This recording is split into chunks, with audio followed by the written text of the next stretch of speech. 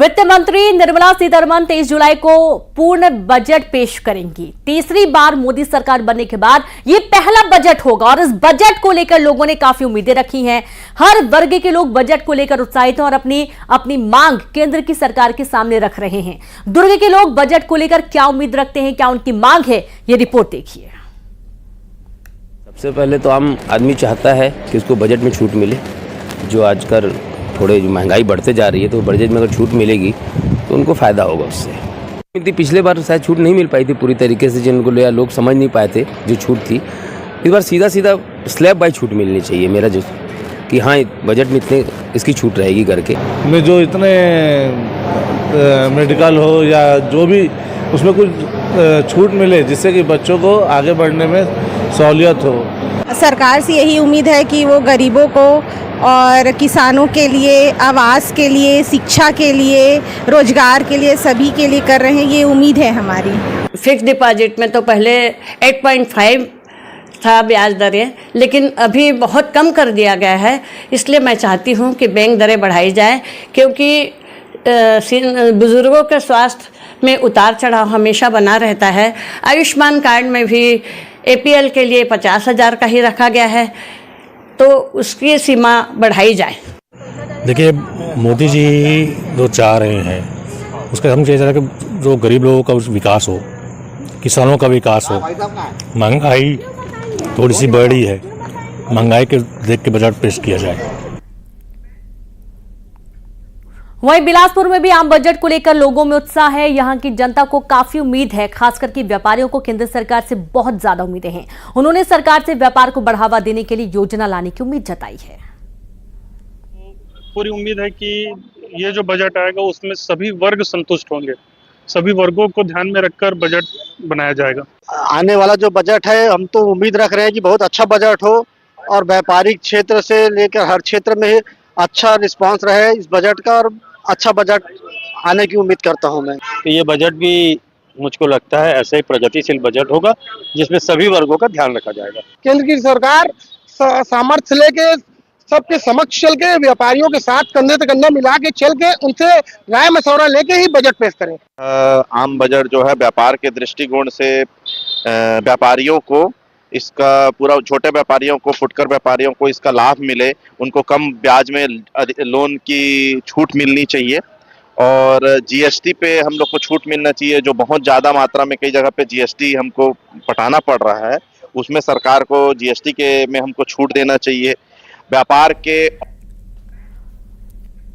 तो वही केंद्र सरकार के पेश होने वाले बजट को लेकर मुंगेली जिले के लोगों को भी काफी उम्मीदें हैं। सर्विस क्लास से लेकर सभी वर्गों को मोदी सरकार के इस बजट से उम्मीदें हैं। बजट को लेकर मुंगेली में सर्विस क्लास के लोग क्या सोचते हैं, सुनिए।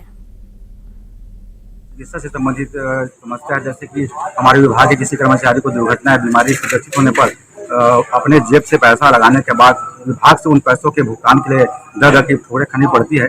वो सुविधा कैशलेस सुविधा हो जिससे अन्य कर्मचारियों के भांति हमारे विभाग के कर्मचारियों को भी इसका लाभ मिले। ये जो वर्तमान बजट पेश होने वाला है, उस बजट से हमारे जितने भी शासकीय कर्मचारी अधिकारी हैं उनको विशेष आशा है कि ये हमारे हित में होगा और सरकार को चाहिए कि ये शासकीय कर्मचारी और अधिकारियों की हित में फैसला ले। हमने हमारे सहायक शिक्षकों को मांगों को 100 दिन की गारंटी में रखा था और जो सहायक शिक्षकों की मांगे हैं वो पिछले 10 वर्षों से हम इसकी लड़ाई लड़ रहे हैं।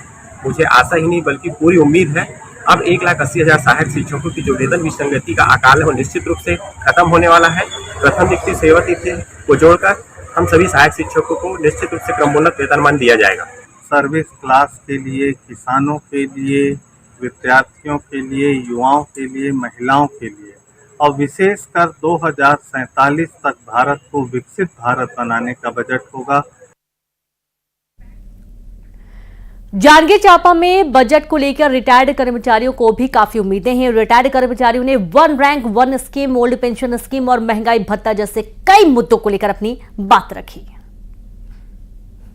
केंद्र सरकार की बजट से हमें उम्मीद है कि इस बार ओल्ड पेंशन स्कीम लागू करें। हमको उम्मीद है कि केंद्र सरकार ये 49 धारा को हटा के हम पेंशनर को राहत देंगे।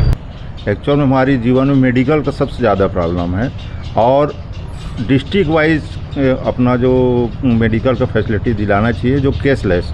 जैसे मेरे पास से बताता हूँ आपको, हमारा कार्ड बनता है, ये मेरा कार्ड है, ये मेरे बच्चे का है। ये कार्ड को लेके हम अगर तबीयत ख़राब होता है तो संभाग में जाते हैं, बिलासपुर में जहाँ ECH का क्लिनिक होता है, वहाँ अगर कुछ ऐसा प्रॉब्लम होता है तो वो फॉरवर्ड करते हैं। लेकिन बुजुर्ग हो जाने के बाद 70-80 साल होने के बाद ना दूर जाना, फिर वहाँ फिर आना फिर जाना बहुत परेशान है। इसलिए ऐसा सुविधा होना चाहिए ताकि वो डिस्ट्रिक्ट में हो जाए। और मेडिकल का सबसे ज़्यादा रिक्वायरमेंट रहती है रिटायरमेंट होने के बाद।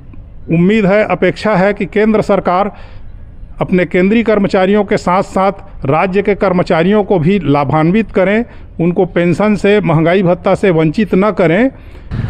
आशा करता हूं कि वो भूतपूर्व जितने देश में हमारे भूतपूर्व सैनिक के उनके लिए टोल टैक्स फ्री करने का आशा करता हूं।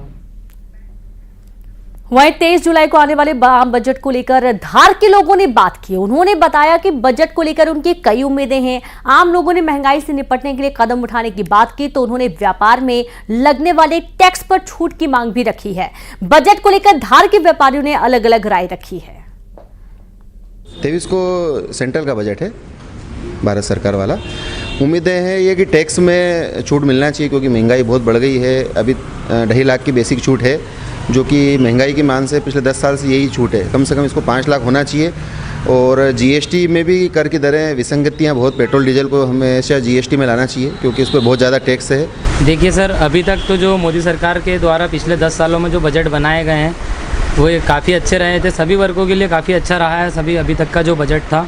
और उम्मीद करते हैं कि आने वाला बजट भी बहुत अच्छा होने वाला है। बजट को ऐसे उपायों के साथ प्रस्तुत किया जाना चाहिए जो आर्थिक वृद्धि को प्रोत्साहित करें, जिसमें छोटे से बड़े लेकर उद्योगों को लेकर कुछ नया लेकर आना चाहिए। देश की सरकार से ऐसा बजट चाहते हैं जो शिक्षा के क्षेत्र में हो, छात्रों के हित के लिए हो। जैसा अभी हम जानते हैं कि कई जगहों पर ऑनलाइन एग्जामिनेशन सेंटर ही नहीं है, बहुत कम जगह जैसे महानगरों में ऑनलाइन एग्जामिनेशन सेंटर है। तो हम देश की सरकार से शिक्षा के क्षेत्र में ऐसा बजट चाहते हैं कि जो ऑनलाइन एग्ज़ाम सेंटर है वो देश और प्रदेश में अधिक से अधिक शहरों में हो सके। आप कुछ भी चीज़ में टैक्स लगा देंगे तो उसका पता है कितना नुकसान होता है जनता को, वो मध्यम वर्ग को, गरीब वर्गों को। वो कहाँ से करेगा? कोई कंपनियां कोई सैलरी तो नहीं बढ़ाती कि बीच में जाके आपके बजट के आधार पर कोई चीज़ आज तक सैलरी बढ़ाई है? आप तो आपके सरकारी कर्मचारियों की सैलरी बढ़ा देते हैं, आप तो भत्ता बढ़ा देते हैं। मजदूर लोगों के लिए क्या बढ़ा रहा है? मिडिल क्लास लोगों के लिए क्या बढ़ा रहा है? और चलिए अब बात करेंगे बरस रही आफत की। दंतेवाड़ा में भारी बारिश हुई। भारी बारिश से NMDC का डैम टूट गया है। बंगाली कैंप के ऊपर डैम टूटा है। डैम के पानी में डूबे कई मकान। बारिश ने लोगों की परेशानी को और बढ़ा दिया है। बारिश से जनजीवन काफी प्रभावित हुआ है और इसके चलते लोगों का जीना मुश्किल हो चुका है। डैम के पानी की वजह से जो निचले इलाके हैं वो बहुत ज्यादा प्रभावित हुए हैं। कई रास्ते खराब हो चुके हैं। संवाददाता दिनेश गुप्ता जुड़ गए। दिनेश, कैसे NMDC का डैम टूट गया, कहां लापरवाही हुई? जी मैं आपको बता दूं, ये कुदरत का कहर है। जो लगातार हो रही बारिश से जो पानी का प्रेशर है, दबाव बढ़ रहा है। और जो डैम टूटने की बात करें तो डैम में जो पानी अतिरिक्त होने की वजह से वह डैम टूट चुका है। यह डैम बंगाली कैंप के ऊपर 11C का बांध टूटा हुआ है। यहाँ ये बांध टूटने से दर्जन भर मकान इसके जद में आ गए हैं और जनजीवन अस्त व्यस्त हो गया। मैं आपको बता दूं कि अगर ऐसा ही बारिश लौ नगरी किरंदुल में अगर होती रही तो लौ नगरी किरंदुल टापू में तब्दील हो जाएगा और आवागमन ठप हो जाएंगी। मैं आपको बताना चाहूंगा, लौ नगरी किरंदुल में जो लोहे की खदान है जहां पर माइनिंग है, इस माइनिंग में अगर एरिया में पानी भरता है तो सरकार को करोड़ों के पर डे के नुकसान होंगे। और मैं आपको ये भी बताना चाहूंगा कि पूरे जिले भर में, चाहे दंतेवाड़ा की बात करें, चाहे इधर बीजापुर और सुकमा की बात करें, तो चारों दिशाओं में झमाझम बारिश हो रही है। बारिश के चलते पूरे आवागमन ठप हो गया है। जिला मुख्यालय से ग्रामीण क्षेत्र का संपर्क टूट चुका है। और इधर पटनम में भी जो इंद्रावती नदी है, गोपालपट्टनम बीजापुर जिले की बात कर रहे हैं हम, जो बाढ़ का पानी है, इंद्रावती का नदी का पानी जो जल स्तर के ऊपर बह रहा है और कहीं ना कहीं लोगों को भारी दिक्कतों का सामना करना पड़ रहा है। और लौ नगरी किरंदुल में अगर इसी तरह से बारिश हुई तो सरकार को भी नुकसान होगा और वह टापू में तब्दील हो जाएगा। बड़ा नुकसान है और लोगों को भारी नुकसान उठाना पड़ा। बहुत शुक्रिया आपके दिनेश तमाम जानकारी के लिए। खबर रीवा से, जहां ग्राम पंचायत सरपंच से परेशान एक ग्रामीण पेट्रोल लेकर पेड़ पर चढ़ गया। आत्महत्या करने की पूरी तैयारी कर ग्रामीण पेड़ पर चढ़ा था। अमीलिया गांव निवासी ललित मिश्रा अपने ही ग्राम पंचायत सरपंच की दबंगई से परेशान हैं। ग्रामीण ने प्रशासनिक अधिकारियों से 20 बिंदुओं की शिकायत की है। जब कोई कार्रवाई नहीं हुई तो ग्रामीण पेट्रोल लेकर पेड़ पर चढ़ गया और आत्महत्या की धमकी देने लगा। संवाददाता हरीश जुड़ गए। हरीश, ये पूरा मामला बताइए, क्या ये जो पेट्रोल लेकर ग्रामीण पेड़ पर चढ़ा है, इसके बाद क्या कोई कार्रवाई की गई? तरीके से ग्रामीण जो है वो पेट्रोल लेकर पेड़ पे चढ़ गया है। तकरीबन 2 घंटे से अधिक वक्त तक यहाँ हंगामा चला है और हंगामे के बाद जब तमाम प्रशासनिक अधिकारी कर्मचारी यहाँ पहुंचे और मानव मरम्मत के बाद जो है तो ग्रामीण किसान जो पेड़ पे चढ़ा था उसे तो नीचे उतार लिया गया, लेकिन उसी जैसे ही वह ग्रामीण किसान जब नीचे उतरा है वैसे ही वो बेहोश हो गया है। आनंद फानन में जिला प्रशासन के जो तमाम अफसर वहाँ मौजूद थे उसको लेके हॉस्पिटल पहुंच गए हैं, जहां उसको अब उपचार के लिए भर्ती कराया गया है। फिलहाल स्थिति उसकी सामान्य बताई जा रही है। हालांकि जो इसके पीछे की वजह है तो वजह यही है कि जो ग्राम पंचायत सरपंच है वो कई भ्रष्टाचार के मामले सामने आए थे, वो तमाम जो है। बिल्कुल, बहुत शुक्रिया आपका हरीश तमाम जानकारी के लिए।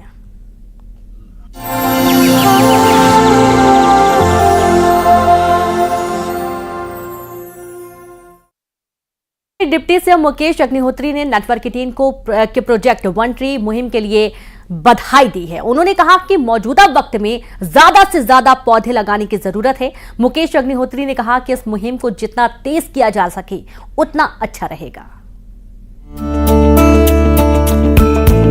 पहले तो आप देखते थे कि सड़कों के किनारे पेड़ों का रखरखाव बहुत अच्छा होता था, लेकिन धीरे धीरे ये डिग्रेडेशन होती गई। लेकिन पेड़ों को लगाने की ज़रूरत है और इस मुहिम को जितना तेज किया जा सके वो अच्छा रहेगा और हम न्यूज़ 18 को इसके लिए